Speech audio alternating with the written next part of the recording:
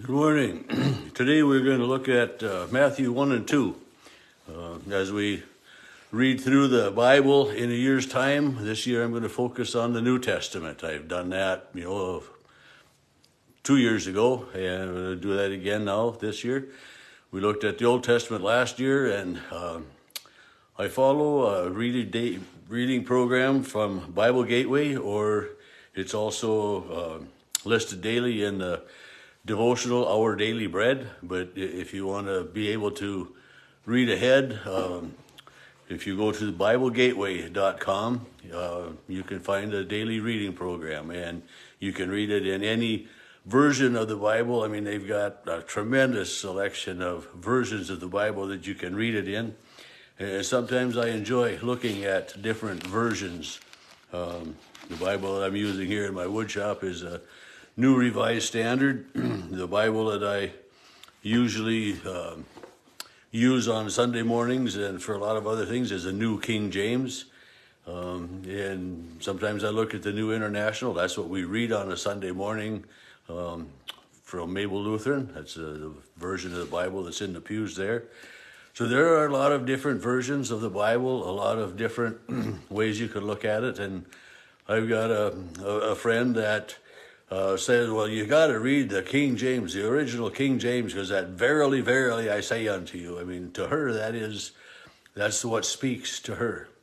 And so as you read the Bible, I encourage you to find a version, a translation that makes it easier for you to maybe understand what's going on or speaks to you in a different way. A lot of people enjoy reading Eugene Peterson's version of the Bible. And right now, that's escaping me, but it's written in a very much contemporary language, the New Testament especially. I'm not even sure if all of the Old Testament is in Eugene Peterson's version, but the Gospel of Matthew that we're going to look at as we begin this year was, a lot of people assume that it was written by the Apostle Matthew. There is a lot of doubt about that. It's written somewhat on what he would say and tell, somewhat based upon his teachings and his speaking, but it's generally assumed that it's not written by the Apostle Matthew, which really is neither here nor there. But the Gospel of Matthew is written primarily for the Jewish audience, the Jewish people, the Israelites, and that's why chapter 1 begins with the lineage of Jesus, the ancestry, the account of the genealogy of Jesus, the Messiah, the son of David, the son of Abraham, is the way it begins. And because genealogy, ancestry, was very important to the Israelites, and for them to be able to track the Messiah to David and to Abraham was important, because the prophecies said that, the Messiah would be of the lineage of David. And then to trace it, to Abraham, and, we can, in Luke, I think it'll be that it traces the lineage, the genealogy of Jesus all the way back to God. Not in chapter 1 at the very beginning, but it's different. So Matthew talks about the deeds and the words of Jesus. There are long discourses, long speeches of Jesus. Chapters 5 through 7 and 13 and some, the Sermon on the Mount is very evident, but there are a lot of Jesus' teachings, his speaking, and those are important things for us to know, are Jesus' words. And some of the words that I treasure of Jesus in Matthew are in chapter 5, verse 16. Let your light so shine before others that they give glory to your Father in heaven. And these are words that I remember many times hearing the president of the congregation, especially in Glenfield, saying at a baptism. It was the president of the congregation or a member of the congregation, in the old green LBW, that it was stated that would present this candle. They would light the candle from the Christ candle or a candle on the altar and hand it to the sponsor with those words of Jesus. And it was, I know in talking with the person that I remember mostly doing that, he said it was quite an honor for him to be able to present that candle to the parents and sponsors of this child and to use those words of Jesus and to remember that that's what each and every one of us is to do. A lot of Matthew's gospel, as I've already somewhat said, is showing how Jesus fulfills the prophecies of the Old Testament. Mark, Luke, and John do those things as well, but Matthew's gospel has at least 9 more prophecies that are fulfilled than the other gospels do. And it's just a way that the writer who put this gospel together, as I said, was writing for the Jewish community, wanting to assure them, because there were so many, and yet today there are so many of the Jews that don't accept Jesus as Lord and Messiah. So the target audience was the Jewish people. Mark's account is probably the very first one that was written, and it's the shortest one, and it doesn't have any birth narrative. It starts with the words, the beginning of the ministry of Jesus Christ, the Lord, the Son of God. That's not an exact quote, as Ben, but it starts in a different manner. But yet, each and every one of these Gospels is written to bring us closer to God, to remind us of God's love and God's grace. And even though, as I said, the Gospel of Matthew is written primarily to the Jewish audience, it speaks so well to each and every one of us as well. So in chapters 1 and 2, as I said, chapter 1, the first 16, 17 verses are the genealogy of Jesus, tracking him back to Abraham, and then starting with Abraham and tracking him through to Joseph. And verse 16, and Jacob, the father of Joseph, the husband of Mary, of whom Jesus was born, who is called the Messiah.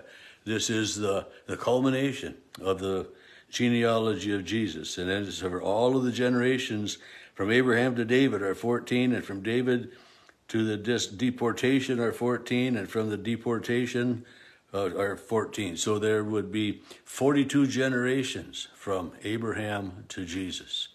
And that's a lot of years, in so many ways for the Jewish people to live through and to wait for and to watch for the Messiah. And then chapter 18 starts with, the brief story of the birth, and we had this text as our gospel text just a few weeks ago about the birth of Jesus and how, Mary was found to be with child when she was engaged, and how the angel came to Joseph, and we don't have the angel coming to Mary here, but the angel coming to Joseph, and how he is to name him Emmanuel, God is with us, Jesus, to fulfill the prophecy. And then we have in chapter 2 the story of the wise men coming, and it says in the time of King Herod. So it's identified as a time in history according to the Roman government that was in place at the time, in the time of King Herod. And I talked about King Herod a little bit yesterday because the gospel yesterday was chapter 2, verses 13 through 23 and we didn't read the story of the wise men, but we read the story of Joseph fleeing to Egypt because the angel of the Lord came and spoke to Joseph 3 times in yesterday's gospel reading from a Sunday morning. And but when Herod heard that Jesus was born, the King of the Jews, he was worried about this king. And if you remember, as we read through the Old Testament last year in the Kings and Chronicles and and some of those books of history, how some of the kings would put their sons to death, put their brothers, anybody who might have a claim to the throne. They were so insecure in so many ways and so afraid that someone else would raise up a following and depose them and stuff. And this was, in one of the things with John the Baptist was in trouble because, he had spoken to the then king, and told him that he had sinned by, taking his brother's wife as his own. But these kings were insecure at best. And I think, they don't do a good job of modeling their insecurities for us. Each and every one of us has insecurities as well, and we need to figure out a better way to deal with them than to just get rid of anybody that may make us feel inferior or in any way.